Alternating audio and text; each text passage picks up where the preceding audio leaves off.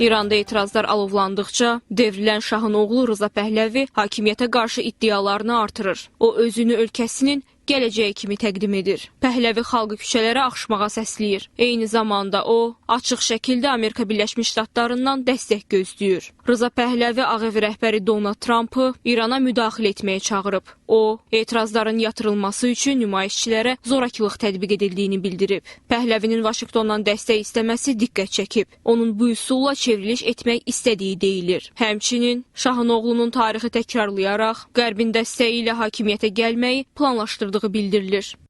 Rıza Pəhləvi cəmiyyətin bir hissəsinin dəstəyinə sahibdir. Hələ də atasının monarxiyasının nostaljisi ilə yaşayan insanlar onun diktator olmadığını düşünürlər. Pəhləvini dəstəkləyənlər ehtimal edirlər ki, monarxiyanın İrana qayıtması hər şeyi dəyişəcək. Onun populyarlığının cəmiyyətdə 80-85% olduğu deyilir. Amma bu gülüncdür. Statistikaya görə onun nüfuzu cəmiyyətdə 35% təşkil edir. Sual isə budur. Niyə son 46 ildə İslam Respublikasını bu qədər yüksək faizlə devirmək mümkün olmayıb? Çünki Pəhləvi onlara bu siyasi səlahiyyəti verməyib.